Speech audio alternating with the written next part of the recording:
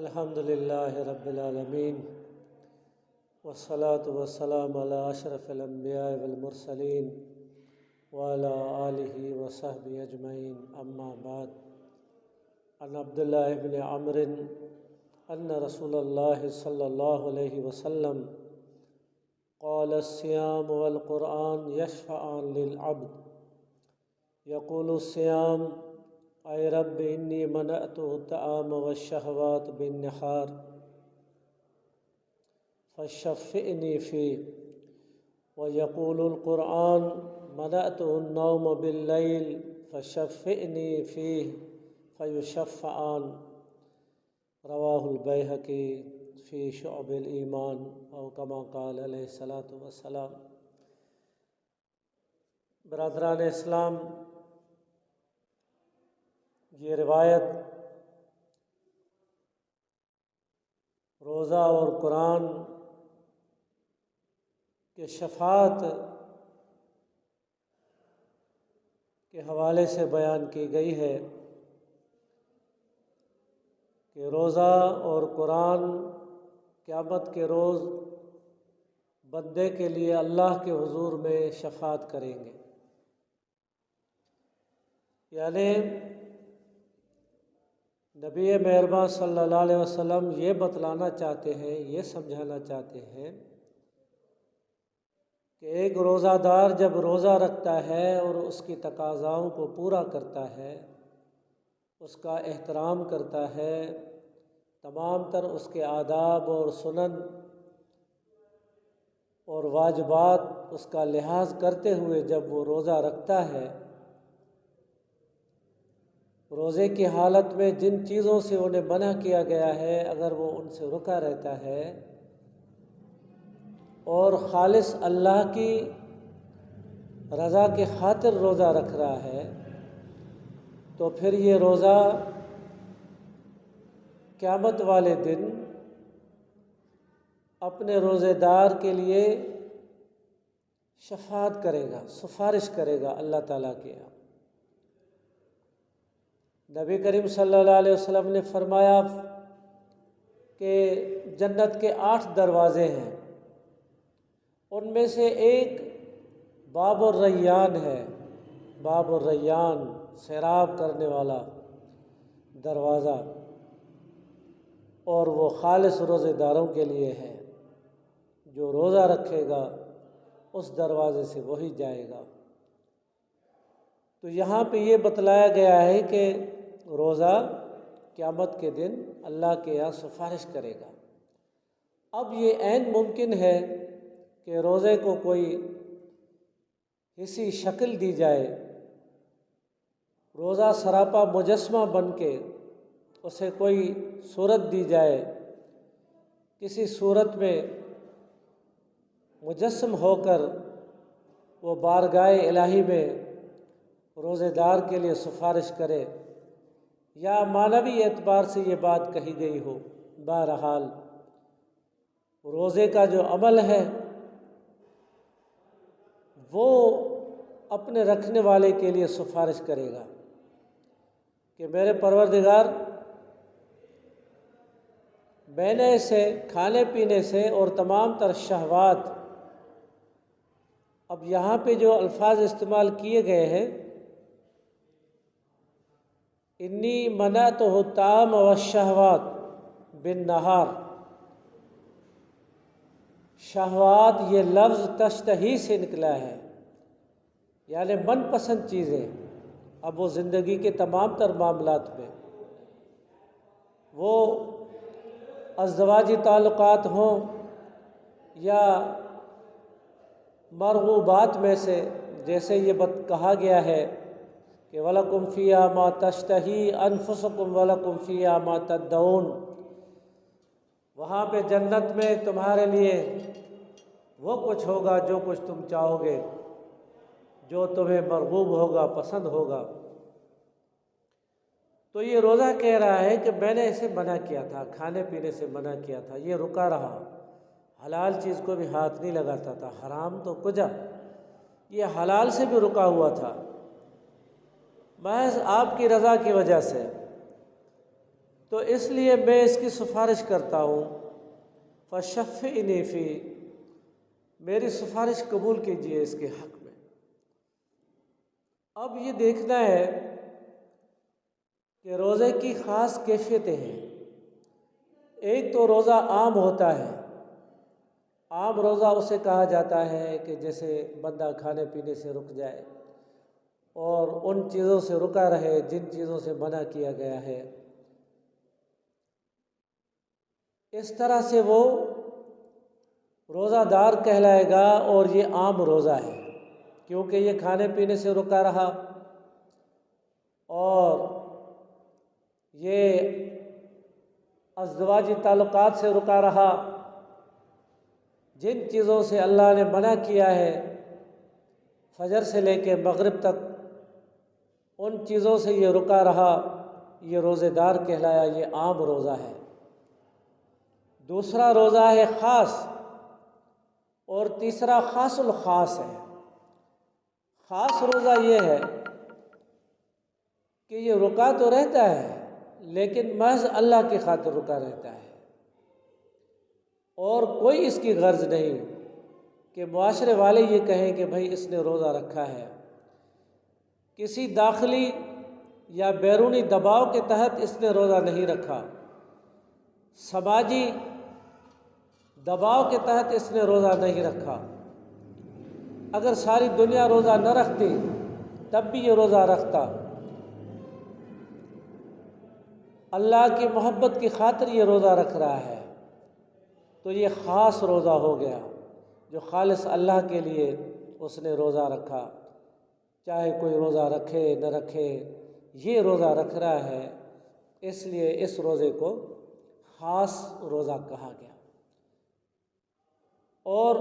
اس میں یہ حرام سے بھی رکا رہا، حلال سے تو رکا ہے ہی، حرام کے قریب بھی نہیں گیا، جھوٹ بھی نہیں بولا روزے میں، روزے کے تمام تر مکروہات جو بتلائے گئے ہیں ان سے رکا رہا، گلا غیبت نہ کی، تجارت اور بیوپار میں دیانتداری اور امانت داری سے اس نے معاملات کیے، پورا دن اللہ کی عبادت میں اس نے وقت گزارا، جس مقام پہ اللہ نے اس کو رکھا تھا معاشرے کے کہیں بھی کسی بھی مقام پہ اللہ تعالیٰ نے اس کی کوئی ذمہ داری لگائی تھی، اگر یہ استاد ہے، اگر یہ کوئی فیصلہ کرنے والا ہے، اگر یہ کوئی تھانہ کچہری میں ذمہ دار ہے، تو اس نے رضائے الہی کو سامنے رکھتے ہوئے اپنے معاملات کو نبھایا روزے کی حالت میں، تو یہ خاص روزہ ہو گیا۔ اب خاص الخاص روزہ وہ ہے کہ ما سوا اللہ کے اس کے دل اور دماغ اور تصورات تک کسی کی رسائی نہیں، یہ کھانے پینے سے بھی رکا اور اللہ کے لیے رکا، لیکن اب اس کے دل اور دماغ کی کیفیت اور اس کا عالم یہ ہے کہ ما سوا اللہ کے اسے کوئی یاد نہیں، اللہ کے سوا یہ کسی کے سامنے نہیں جھک رہا، اللہ کے سوا یہ کسی کے سامنے اپنی عرضیاں نہیں پیش کر رہا، تمام تر نفع اور نقصان کا مالک اللہ ہی کو جانتا ہے، اور اس کے لیے سب کچھ اللہ ہے۔ اللہ تعالیٰ کے سوا کسی میں یہ قدرت نہیں مانتا کہ کوئی کسی کو کچھ دے سکتا ہے، کوئی نفع کوئی نقصان، تمام تر اختیارات، معاملات، تمام تر کمالات یہ اللہ کی طرف منسوب کرتا ہے کہ اس دنیا میں جو کچھ بھی ہو رہا ہے وہ اللہ کی مرضی سے ہو رہا ہے۔ اگر یہ اس طرح روزے سے رہا تو پھر یہ خاص الخاص روزہ ہو گیا، اور یہ بہت کم لوگوں کو نصیب ہوتا ہے۔ ہمارے جیسے بندے روزہ تو رکھتے ہیں، ہماری عادت بن گئی ہے، لوگ ہمیں جانتے ہیں کہ یہ روزہ دار ہیں، روزہ رکھ رہے ہیں، اب روزہ نہ رکھنا ہمارے لیے مسئلہ بن گیا ہے، اس لیے ہم روزہ رکھتے ہیں۔ روزے میں اخلاص پیدا ہو جائے،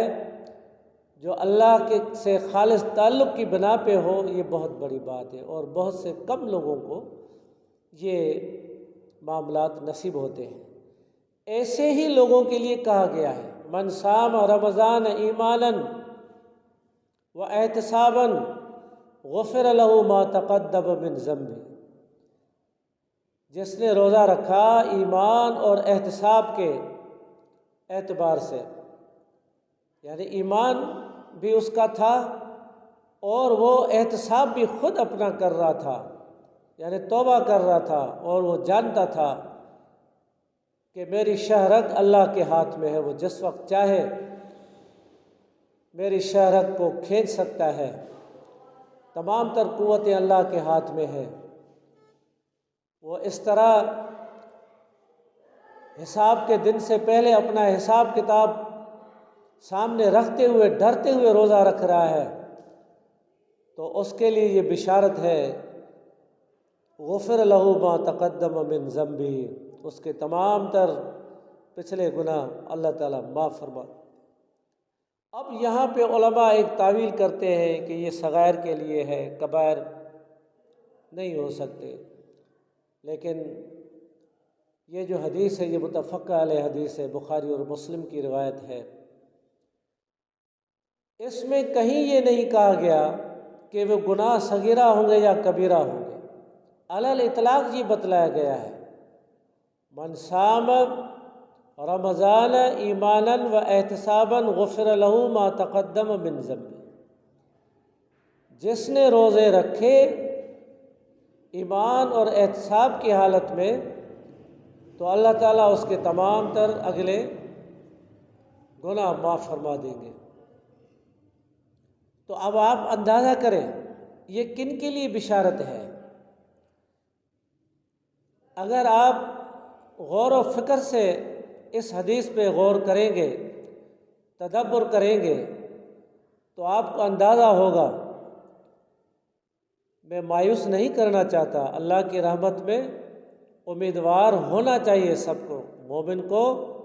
خوف اور رجائیت کے درمیان رہنا چاہیے، لیکن یہ بشارت ان لوگوں کے لیے تھی جو لوگ نیکی کرتے ہوئے ڈرتے تھے، گناہ کرنا ان کے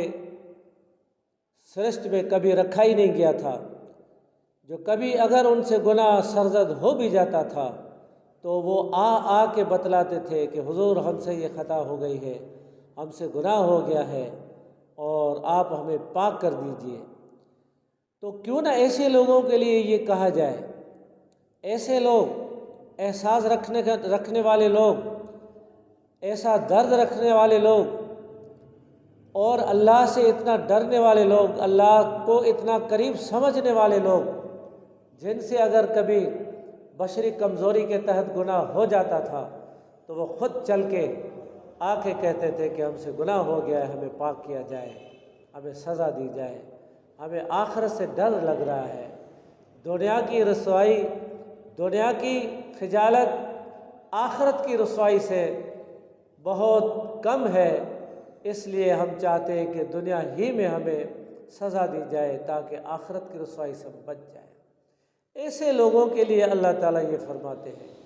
کہ جس نے ایمان اور احتساب کے ساتھ روزے رکھے اس کے تمام گناہ معاف کر دیے جائیں گے۔ کیوں کہ اگر ان سے گناہ ہو بھی گئے ہیں یا ہو جاتے تھے، وہ بشری کمزوریوں کی وجہ سے ہوتے تھے، اس لیے یہ بشارات ان کے لیے ہے۔ اور ہمارے جیسے لوگ جن کا اوڑھنا بچھونا گناہ ہو، اٹھنا بیٹھنا گناہ ہو، جو اپنوں کو بھی لوٹنے والے ہوں، جو پرایوں کو بھی لوٹنے والے ہوں، جو ہر دم ہر وقت یہ اس طاق میں رہتے ہوں کہ کس طرح کسی کے جیب سے پیسے نکلوائے جائیں، کس طرح کسی کو دھوکہ دیا جائے، کس طرح کسی سے فریب کیا جائے۔ آج ہم اپنے معاشرے میں دیکھ رہے ہیں کہ دھوکہ دینے والا بھی مسلمان، دھوکہ کھانے والا بھی مسلمان ہے، دھوکہ دینے والا بھی روزے دار ہے اور دھوکہ کھانے والا بھی روزے دار ہے۔ محض اس رمضان ہی میں نہیں، یہ شکایت ہر رمضان میں آتی ہے اور ہم سنتے ہیں اور کہتے ہیں کہ بھئی رمضان آ گیا اور گرانی آ گئی، مہنگائی آ گئی۔ حالانکہ رمضان کے آتے ہی اللہ کی رحمت آ جاتی ہے، شیاطین کو جکڑا جاتا ہے، وسلسلت الشیاطین، ان کو جکڑ لیا جاتا ہے، وفتحت ابواب السماء وفتحت ابواب الجنہ وفتحت ابواب الرحمہ، جنت اور رحمت اور آسمان کے دروازوں کو کھول دیا جاتا ہے۔ لیکن جس معاشرے میں انسان شیاطین کا کردار نبھائے، ان کی باقیات بن جائیں، رمضان کے ایام میں بھی اگر ایک مسلمان دوسرے مسلمان سے فریب کرے، تجارت میں، لین دین میں، مہنگائی کے ذریعے اس کے جیب سے آسانی سے پیسے نکلوائے، جھوٹ بولے تجارت میں، جھوٹی قسمیں کھا کھا کر ناقص اموال کو صحیح بتلا کر وہ تجارت کرے، تو میرے بھائی ایسے مسلمانوں کے لیے کیوں کر یہ بشارت ہوگی؟ یہ ہمیں سمجھنا چاہیے۔ بسا اوقات ہم بڑی غلط فہمی میں آ جاتے ہیں کہ اوہو ہم بڑے خوش قسمت ہیں، رمضان آ گیا، پورا سال ہم نے جو کچھ بھی کیا ہے، اب اس سال میں ہم راتوں کو جاگیں گے اور نمازیں بھی پڑھیں گے، روزے بھی کریں گے، افطاری بھی کریں گے، افطاریاں کروائیں گے، بہت خیر خیرات کریں گے، اور آخری عشرے میں شب قدر بھی ہوگی، تاک راتوں کو دیکھیں گے، ان میں جاگیں گے اور اپنے اگلے گناہ معاف کروائیں گے۔ اللہ بڑا کریم ہے، وہ کر سکتا ہے، لیکن یہ تب ہوگا کہ جب ہم آئندہ کے لیے تب ان گناہوں کے قریب تک نہ جائیں، اور اس احساس اور شعور کے ساتھ یہ عبادات کی جائیں، جیسے کہ کہا گیا ہے کہ احتساباً و ایماناً، ایماناً و احتساباً، ایمان کے ساتھ کہ مجھے اس کا اجر ملے گا، اور احتساب بھی وہ کرتا رہا ہو اپنا کہ میں نے بہت گناہ کیے ہیں، آئندہ میں ان کے قریب تک بھی نہیں پھٹکوں گا، میں ان کے قریب نہیں جاؤں گا۔ تو میرے بھائی، جہاں یہ بڑی بشارت ہے،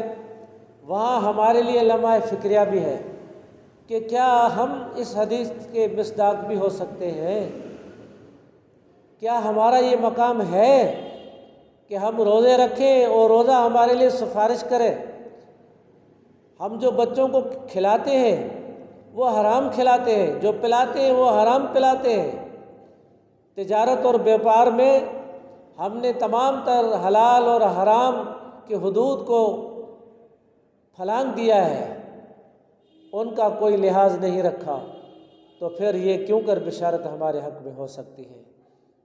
یاد رکھیے، حضور نبی کریم صلی اللہ علیہ وسلم نے فرمایا کہ پوری عبادت کے 10 حصے ہوتے ہیں، 9 حصے اللہ رب العالمین نے حلال رزق میں رکھے، 9 حصے حلال رزق میں رکھے۔ اب حلال رزق ہی وہ چیز ہے جس پہ ہماری تمام تر عبادات کی قبولیت کا دار و مدار ہے، ہماری نمازیں، ہمارے روزے، ہمارا حج اور عمرہ، ہماری زکوٰۃ، تمام تر ہمارے خیر خیرات اور صدقات، تمام تر عبادات، ان سب کا انحصار حلال روزی پہ اور حلال رزق پہ ہے۔ اب اگر کسی کا رزق ہی حلال نہ ہو، وہ اس میں تو لاپرواہی کر رہا ہے، لیکن روزے میں وہ بڑی احتیاط کر رہا ہے، ٹائم کا خیال کرے گا کہ 1 منٹ پہلے نہ کھل جائے روزہ، یا اذانیں آ رہی ہیں بھائی جلدی بند کرو کھانا پینا کہ اذانیں آ رہی ہو، روزہ مکروہ نہ ہو جائے، بڑا احتیاط کیا جاتا ہے۔ کہیں سے اذان سنتے ہیں تو کہتے ہیں ٹھہرو ابھی ان سے جلدی نہ ہو گئی ہو، ٹائم دیکھ لو، کہیں اور سے بھی اذان آ جائے، بعد میں روزہ کھولیں گے۔ اور دن میں 10 مرتبہ لوگ آ کے پوچھتے ہیں کہ مولوی صاحب روزے میں یہ کرنا چاہیے، الٹی آ گئی اب کیا ہوگا، سر میں درد ہے اب کیا کریں، پیٹ میں درد ہے اب ہم کیا کریں، کیا اس بیماری کی وجہ سے انجیکشن لگوائیں نہ لگوائیں؟ بارہا پوچھا جاتا ہے، اور یہ ایک احساس ہے کہ ہمارا روزہ ہم جو رکھ رہے ہیں، 1 دن کا روزہ، وہ ہمارا خراب نہ ہو جائے، وہ ہمارا مکروہ نہ ہو جائے، وہ ناپسندیدہ نہ ہو جائے، وہ کہیں ٹوٹ نہ جائے، ہمیں پتہ ہی نہیں چلتا۔ اور جس کا پتہ ہے ہمیں کہ ہم حرام کھا رہے ہیں، رشوت لے رہے ہیں، جائز اور ناجائز کی تمیز نہیں کر رہے، اپنی ڈیوٹی صحیح سر انجام نہیں دے رہے، لوگوں سے رشوت لے لے کے اپنا پیٹ بھر رہے ہیں، بچوں کو روزی روٹی کھلا رہے ہیں جس سے وہ روزے رکھتے ہیں اور افطار بھی کرتے ہیں، ان کا ہم کبھی خیال نہیں کرتے کہ یہ حرام کی کمائی کا جو مال ہے جس سے ہم اپنے بچوں کو کھلاتے ہیں پلاتے ہیں، کیا اس سے یہ ہماری عبادت قبول ہوگی؟ کیا ہمارے لیے یہ روزہ شافع بنے گا؟ کیا یہ سفارش قبول کی جائے گی؟ ان باتوں کو بھی ہمیں دیکھنا ہے، اسی رمضان ہی میں دیکھنا ہے۔ اور قرآن کے لیے کہا گیا وَيَقُولُ الْقُرْآنُ مَنَعْتُ النَّوْمَ بِاللَّيْلِ، قرآن کہے گا اے میرے پروردگار، میں نے اسے رات کو جگایا تھا، نیند نہیں کرنے دی تھی، سونے نہیں دیا تھا میں نے اسے۔ یہ کبھی اٹھتے، کبھی بیٹھتے، کبھی کروٹ بدلتے، قرآن پڑھتا تھا، تجھے یاد کرتا تھا، استغفار کرتا تھا، اور ساری ساری رات مصلی پہ کھڑا ہو کے یا اپنے بستر پہ بیٹھ کے یہ قرآن کریم کی تلاوت کرتا تھا۔ فشفعنی فی، تو میری سفارش قبول کیجئے اس کے معاملے میں۔ فیشفعان، حضور فرماتے ہیں پھر ان کی سفارش قبول کی جائے گی۔ کن کی سفارش قبول کی جائے گی؟ ان لوگوں کی جن لوگوں نے قرآن اور روزے کا احترام کیا ہوگا۔ ما آمن بالقرآن من استحل محارمہ، رسول اللہ صلی اللہ علیہ وسلم نے فرمایا کہ جس نے قرآن کے حرام کو حلال قرار دے دیا، اس کا قرآن پہ ایمان رہا ہی نہیں، اس کا ہرگز ایمان قرآن پہ نہیں ہے۔ تو کیا ہمارے جتنے معاملات ہیں ہم نے وہ قرآن سے پوچھے ہیں؟ کیا حلال اور حرام کے معاملات ہم قرآن سے پوچھتے ہیں؟ ہم نے تو قرآن کی حیثیت یہ بنائی ہے میرے بھائی کہ جب بندہ کوئی ہمارا مرتا ہے، وفات پاتا ہے، تو اس کے اوپر چند آدمیوں کو بلا کے ختم قرآن دلاتے ہیں، یا پھر طلباء کو بلوا لیا، ایک آدھا ختم نکلوا لیا، عزیز و اقارب کو اکٹھا کیا، ذرا سا تام تیار کیا اور قرآن کی تلاوت کی، اور اپنے عزیز کو اس کا اجر ہدیہ کر دیا ہم نے۔ یہ تک نہ سوچا کہ اس ہمارے عزیز نے یا خود ہم ہی نے اسی قرآن کا کہنا مانا ہے کہ نہیں مانا ہے۔ پوری زندگی میں ہم نے اس قرآن کی فرما برداری کی یا نافرمانی کرتے رہے ہیں۔ تو یہ سفارش بھی انہی لوگوں کے لیے ہے جو قرآن کو اپنی زندگی سمجھتے تھے، جو قرآن کو سب کچھ سمجھتے تھے، جنہیں اچھی طرح سے پتہ تھا کہ یہی وہ کتاب ہے جو ہدایت کے لیے نازل ہوا ہے، جسے لے کے ہم اٹھیں گے تو پوری دنیا پہ چھا جائیں گے، اور پوری دنیا اسی سے ہدایت پائے گی، اور کوئی ایسی چیز نہیں جس سے ہدایت مل سکے۔ اب اگر دیکھا جائے تو بخدا پوری کائنات میں اگر کوئی مظلوم ہے تو یہ قرآن مظلوم ہے۔ کروڑوں اور اربوں انسان اس کے ماننے والے ہیں، اس کے جاننے والے ہیں، لاکھوں اس کو سمجھنے اور پڑھنے والے ہیں، لیکن اس پہ عمل کرنے والے کتنے ہوں گے یہ ہم خود سمجھ سکتے ہیں۔ حضرت موسیٰ علیہ السلام کے حوالے سے ایک روایت آتی ہے، اسرائیلیات میں سے ہے، کہ حضرت موسیٰ علیہ السلام نے اللہ تعالیٰ سے پوچھا کہ بار الہ، جب آپ کسی قوم سے راضی ہوتے ہیں تو کیا کرتے ہیں، اور جب کسی سے ناراض ہوتے ہیں تو کیا کرتے ہیں؟ کہا گیا کہ موسیٰ، جب میں کسی سے راضی ہوتا ہوں تو اس قوم کو ایسے حکمران عطا کرتا ہوں جو ان کی خدمت کریں، اور جب میں کسی سے ناراض ہوتا ہوں تو اس قوم کو ایسے حکمران عطا کرتا ہوں جو ان کو ذلیل اور رسوا کریں۔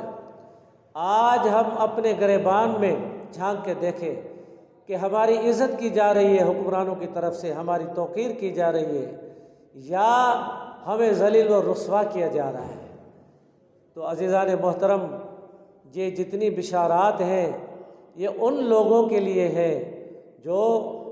سرور عالم صلی اللہ علیہ وسلم کے ایک اشارے پہ اپنی جان مال سب کچھ قربان کر دیا کرتے تھے، اور یہ قیامت تک کے مومنوں کے لیے ہے۔ لیکن یہ یاد رکھنا چاہیے کہ وہ صفات، ان جیسی صفات ان مومنوں میں ہونی چاہیے، کیونکہ قرآن نے یہ خود کہا ہے فَإِنْ آمَنُوا بِمِثْلِ مَا آمَنْتُمْ بِهِ فَقَدْ اهْتَدَوْا۔ صحابہ کو مخاطب کرتے ہوئے اللہ تعالیٰ نے فرمایا کہ اے میرے حبیب کے امتیوں، صحابیوں، اگر یہ لوگ ایمان لائیں گے اور ایسا ہی ایمان لائیں گے جیسے تم لوگ ایمان لائے ہو تو پھر یہ ہدایت والے ہوں گے۔ تو بھائی ہمیں دیکھنا چاہیے، ہم بھی خوش ہوتے ہیں، یہ حدیثیں علماء سے سنتے ہیں، پڑھتے ہیں تو دل باغ و بہار ہو جاتا ہے، اور ہونا بھی چاہیے، مایوس نہیں ہونا چاہیے۔